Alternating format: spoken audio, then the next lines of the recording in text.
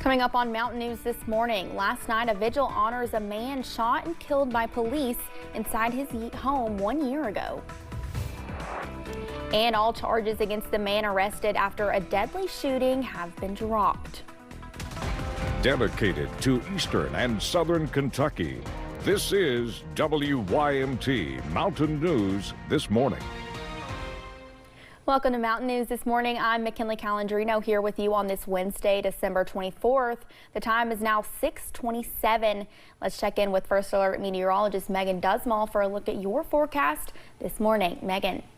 Well, McKinley, it's going to be a little bit of a warmer day as you're heading out the door on this Christmas Eve. But if you have any last-minute shopping, at least that forecast isn't too bad for you. So let's break that down, starting off with right now. We're looking at about 55 to 57 degrees for most folks out and about. A little bit chillier for some as you travel more towards the north. 50 right now in Moorhead. We're going to see temperatures cooling as we're heading through the next 3 hours or so, and then we'll warm into the afternoon highs, which will be in the upper 50s and low 60s, with some folks even having the chance of hitting the mid 60 range. So it's going to get warm once again today, and we're looking at some scattered showers this morning, but by about that 8 o'clock time frame, we'll see that clearing out, mostly cloudy skies taking over, and then we have another round of rain that will pick up around 7 this evening and continue overnight and into your Christmas. So unfortunately, not looking like a white Christmas, but maybe a little bit of a rainy and warm one. Here's a look over the next 12 hours, just seeing temperatures warming up,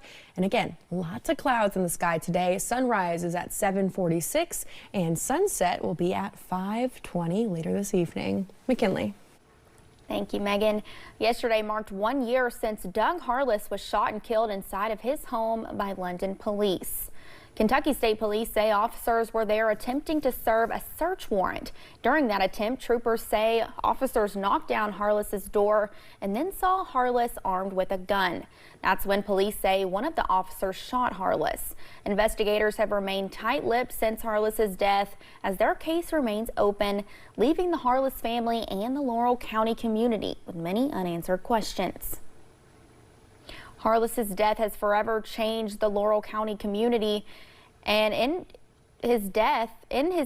the year since his death, a movement called Justice for Doug has gained thousands of supporters. They've hosted regular protests and vigils honoring Harless.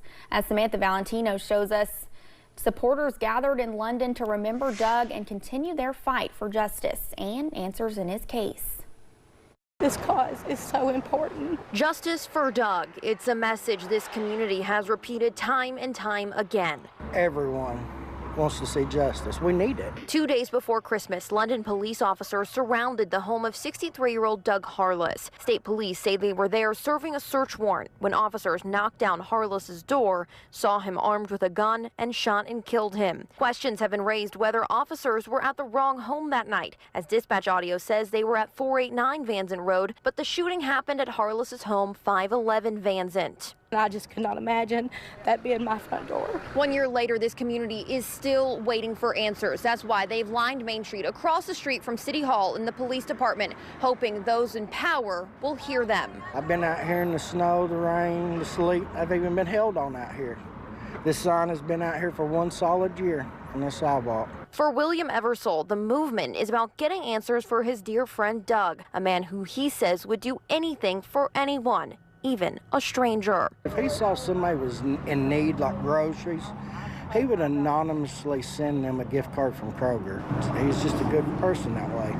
Doug's story is one that's touched people across the country. Larry Mars has followed the case closely all the way from Utah. Certainly a private citizen would be held way more accountable than we've seen so far, so we'll see what happens. Jamie Burns knows Harless's daughter and has watched as the family continues to wait for justice with every day that passes. We're hoping for change. We're hoping that this is the last person this happens to. Are you confident that closure will ever come? No. No, I'm not confident. I want to be. I want to think that an innocent man dying matters. London police and London Mayor Randall Weddle say they want to get answers to the community, but they too are waiting for them as KSP's investigation into Harless's death remains open. Until then, this community has no plans of stopping until they see justice for Doug. In Laurel County, Samantha Valentino, WKYT. We have more coverage of the Harless case on WYMT.com. In Rowan County, a woman was arrested after leaving her children unattended. Authorities say Michaela Perry left her children, an 18-month-old and a 4-month-old, alone in a local shelter while she went to a nearby brewery. Police in Rowan County say T-shelter staff noticed signs of neglect, including bruises and a diaper rash. Perry faces 2 counts of wanton endangerment. A Madison County woman admitted to sharing sexual images of young children on social media. 27-year-old Sarah Cauchett was arrested Friday. According to an arrest citation, an online undercover investigation found images of a child under the age of 5. We're working to learn when she's expected to be back in court. State Attorney General Russell Coleman's office is calling on the Kentucky Fish and Wildlife Board Chair to step down. That's according to the Kentucky Lantern, who reviewed a letter sent to the 7th District Commissioner Chuck Meade from an attorney within the AG's office. The 7th District covers much of eastern Kentucky, and in that letter, attorney Aaron Soletto says Meade has not had a hunting or fishing license for 5 consecutive years. State law requires all Fish and Wildlife Commission members to have that. The Attorney General's office says if Meade doesn't step down by December 31st, they'll take legal action to remove him. In an interview with the Lantern, Chuck Meade says his attorney plans to request for a continuance of the deadline to give him more time to prepare a response. A grand jury cleared the man accused in the deadly KSU shooting. All charges were dropped just hours after Jacob Bard posted bond. The grand jury found no probable cause to indict Bard, who was originally charged with murder and assault.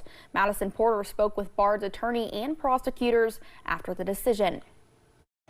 When Jacob Bard posted bond Tuesday morning, he knew he'd leave jail, but he didn't know all charges would soon be dropped. He was accused of killing 19-year-old Dejon Darrell Fox Jr. on December 9th and injuring another student. This outcome is the justice system working, and so we're thrilled for Jacob and his family that he's been vindicated. Bard claimed self-defense and expressed prior safety concerns for his son. His attorney described video evidence that shows nearly 30 people attacking the Bards moments before the shooting. Prosecutors presented the entire case, including the videos, to the grand jury. What we believe really made a difference was the video that captured the altercation, because it gives a very, very clear look that this was an act in self-defense. Commonwealth's attorney Larry Cleveland says he's not surprised by the grand jury's decision. This is a case he himself was conflicted on. Mr. Bard could meet the requirements of defense of others,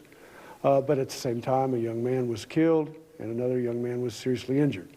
So there were some very conflicting interests and feelings both ways. Bard has no pending charges in Franklin County. However, the investigation is not over. There were many participants in this event. Some of those could still face criminal charges for the activity that they participated in that day. In Frankfort, Madison Porter, WKYT.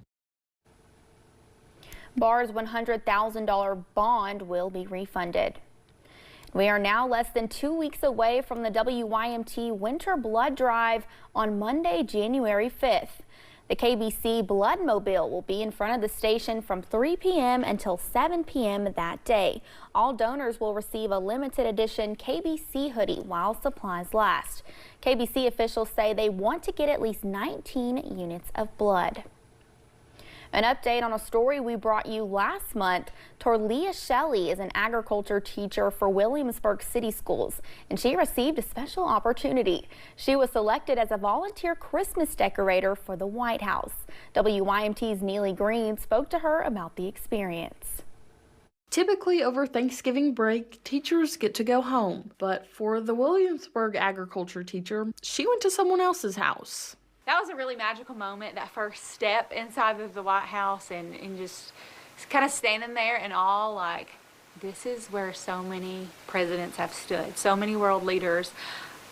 you know, in the last 250 years have stood. Toralia Shelley was selected as one of 147 White House volunteer decorators and spent 3 long days adding some holiday magic to the historic landmark. We got up at 6, we met the people, they kind of checked our IDs, gave us our group. I was group jingle, which later on turned out to be a lot of florists and floral people in the floral industry. For the first 2 days, Shelley spent most of her time at an off-site facility where she opened and sorted boxes of Christmas decor. On the 3rd day, her team worked in the White House where things were finally starting to come together. It's called the White House Way, and you literally start at the start at the trunk of the tree, you go down the branch, down the stem, and back. And you can't hop branches because that looks bad. They don't want to see any wire. You can't wrap it too many times. Like, it is very particular. She also moved boxes, which may not seem all that exciting, but it wasn't what she was doing. It was what she got to see that was special. The gold portraits of every president that's ever been. And then to your left, seeing the Rose Garden where they had just pardoned the turkey. So that was a really cool experience. And then walking into the West Wing, we got to see the door to the Oval Office, and we packed the boxes to his cabinet room. After her time volunteering was up, Shelley returned back to Kentucky for Thanksgiving, but was invited back to the White House along with her family and other volunteers to see the grand reveal of all their hard work and hear from the First Lady. We were preparing for Melania to come down and do her speech.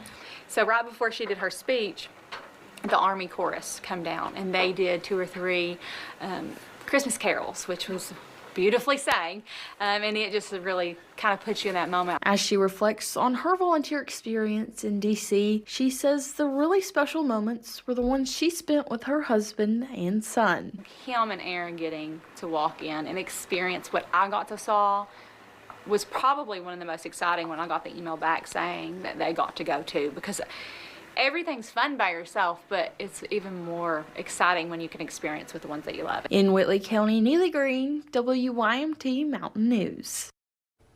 Shelley says it was an unforgettable experience, and she appreciates all the love and support from those here in the mountains.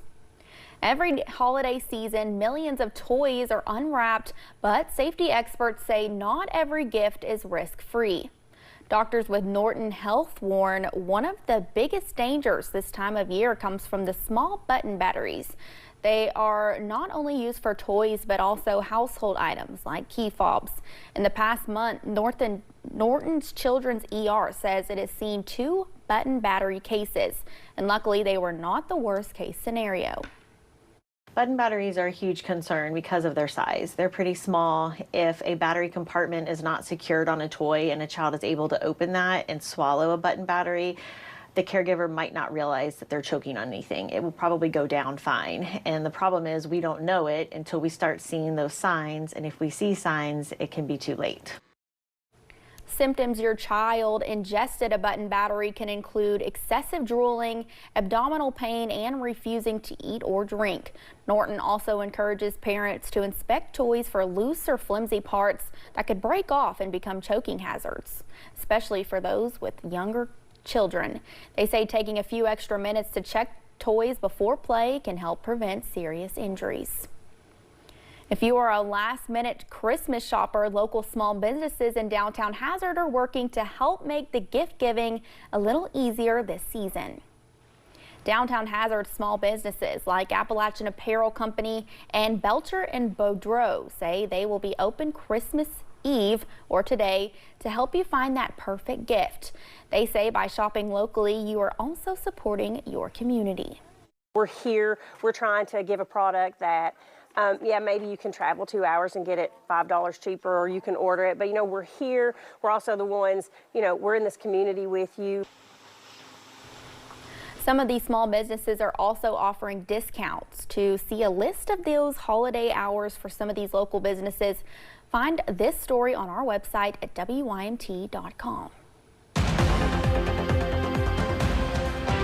And we're still talking about a little bit of that lingering rain as we're starting off the day, but by about 8 o'clock, we'll fully see those rain chances clearing their way out, and cloudy skies will take over for the remainder of your daytime hours. We will see some chances for scattered showers returning later this evening, but in terms of those temperatures, not too bad this morning. We're starting to see the cool down, and we'll continue to see those temperatures cooling until about 9 before we warm right back up again with highs for the day in the upper 50s and low 60s. Seeing some chances for some mid 60s for our far southern counties. In terms of when we'll see those temperatures warming right back up, highs will be around that 3 o'clock time frame. Stick with us. More mountain news is on the way, and I'll have another update on where Santa is.